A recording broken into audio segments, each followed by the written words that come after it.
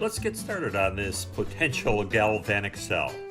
We've got a couple of solutions that are set up by this problem. 1 molar tin 2 nitrate. All nitrates are soluble, so this will dissolve beautifully. Won't have any difficulty getting a 1 molar solution. The old name for tin was stannous.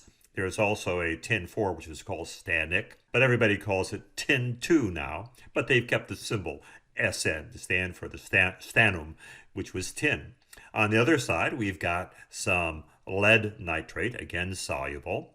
And with this 2 nitrates, you know it's a lead 2 plus, plumbus is its old name. We've got some electrodes which provide us the element. Here's our tin electrode and here's our lead electrode. I've shown the standard reduction table that includes these substances. Lead 2, gaining 2 electrons to become metallic lead, has a voltage of negative 1.25 volts. Now remember, this isn't really negative. It really means that it has a standard potential that is less than that of hydrogen's. We compare everything to hydrogen. Hydrogen will reduce. It's arbitrarily given a definition of having a voltage of 0. If you can reduce better than hydrogen ions, you get a positive voltage. If you can't reduce as well as hydrogen ions, then you get a negative voltage. And now remember, volts are joules per coulomb. That means this is the joule of energy for 1 coulomb of electrons that are moving.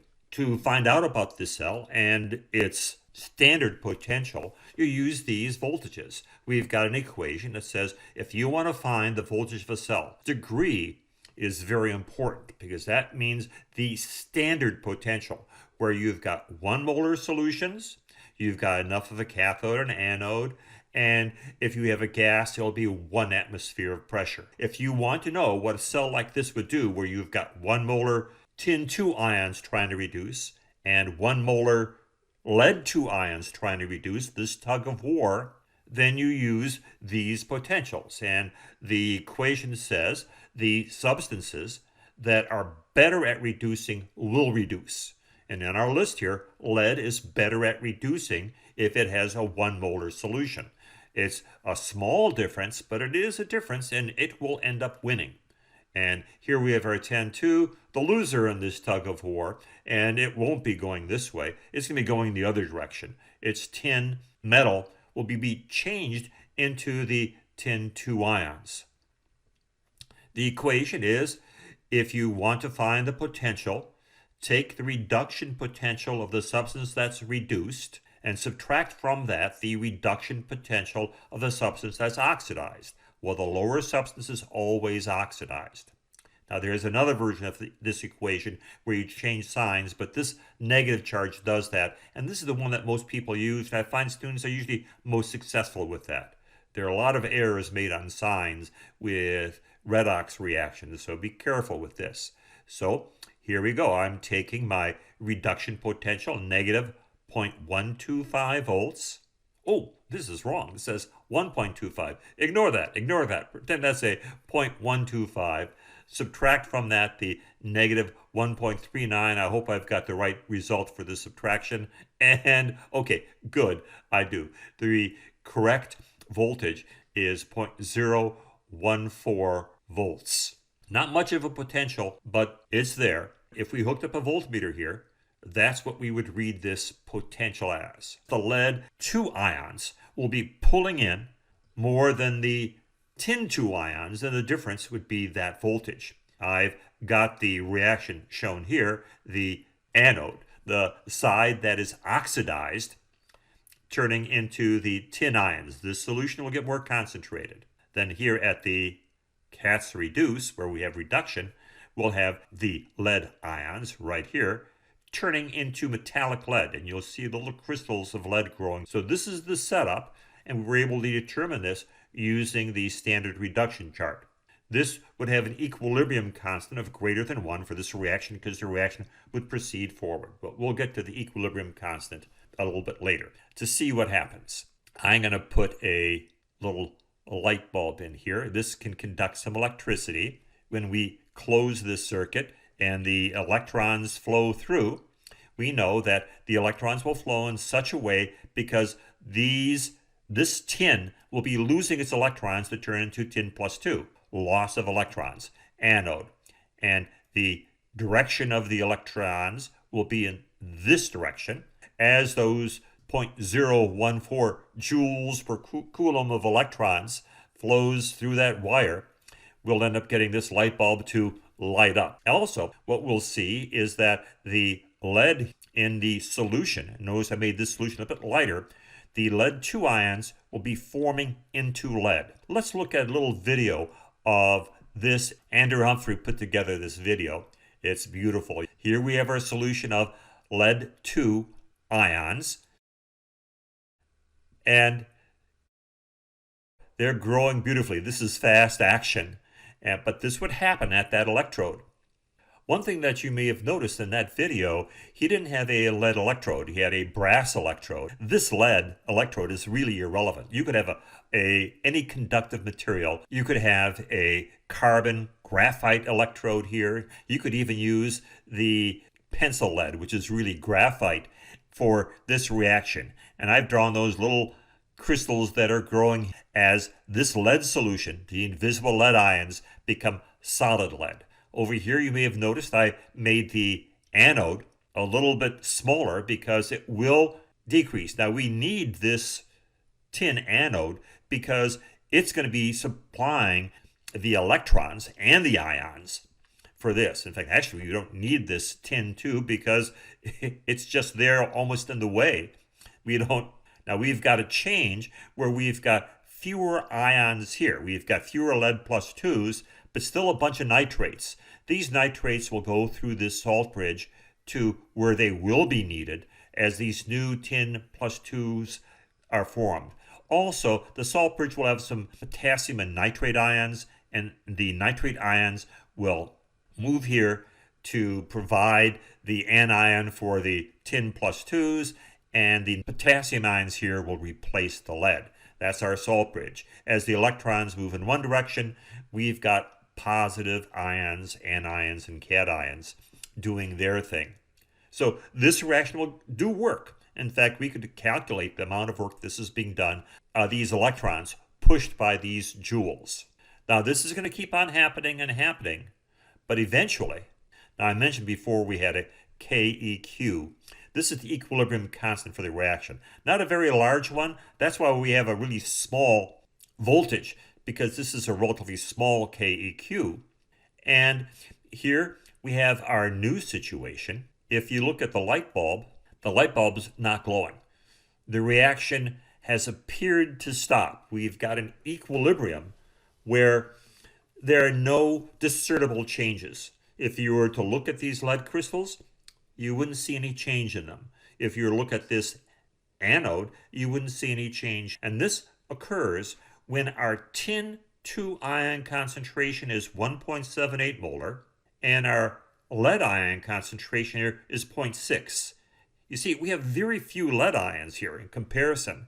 And so the chances of these lead ions being able to pick up an electron, because they're the ones doing the pulling, are going to be lower, and you're not going to have as much of an electromotive force.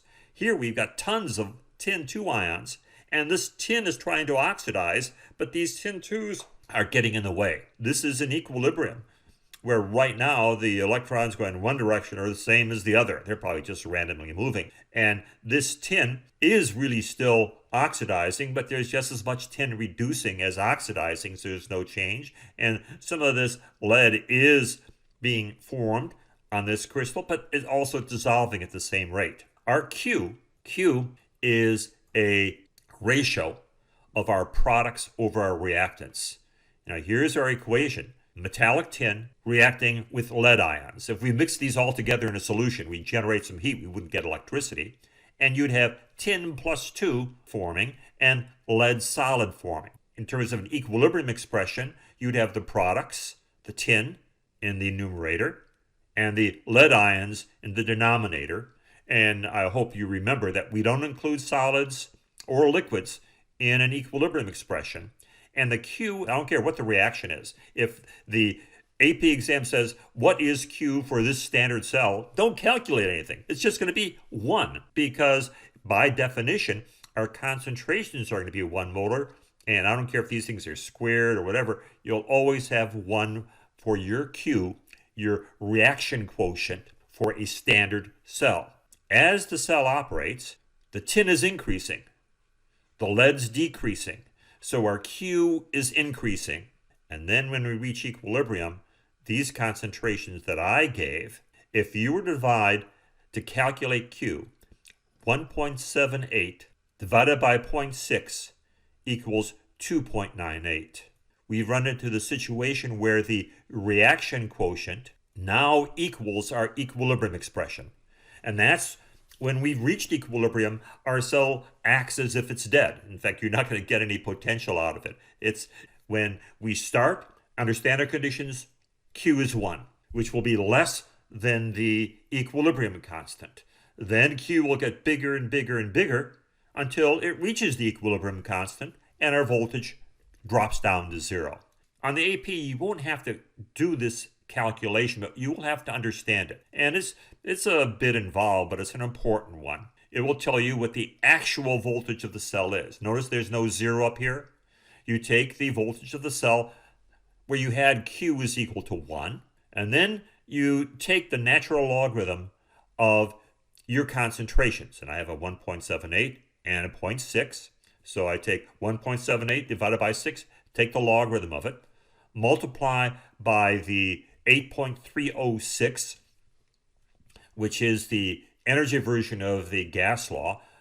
The temperature for standard cells is 298. The number of moles transferred is 2 moles of electrons. In this case, 2 moles of electrons in a balanced reaction. And then we've got our Coulomb here. Remember our joules per Coulomb. So we've got the number of moles of electrons, and then we've got our coulombs here, which are 96,458. And when you do this calculation, as you can see with this calculator, you get 0.014. So at this point, the voltage of the cell is 0. When our Q is equal to our K, our E is 0. Hope you understand that. One aspect that they might ask you on an AP exam, what would happen if you dumped in a bunch of tin 2 into this beaker? So now that its concentration was 3 molar. Well, that would mean that our tin 2 ions would have such a high concentration that even with their lower reduction potential, they would end up reducing and changing back into tin. The electrons, instead of going from the tin to the lead would donate its electrons to these higher concentration of tins. You can make a cell go backwards if you make this Q so that it is greater than the equilibrium constant, and then our voltage is reversed. Okay, there's a lot in there, but cells are so important at all 3 things. Your batteries are everywhere. Your cars, your phones, your laptops, all depend on a chemical reaction that pulls in on electrons. You can make electricity by moving a magnet by a wire, and that's what generators do. But you can also end up having electric current by having chemicals pull in on electrons to run things. When you see a electric car running, it's a chemical reaction that is pushing the electrons, and those joules of energy are what are driving that. Galvanic cells, love them. We're going to end with an equilibrium.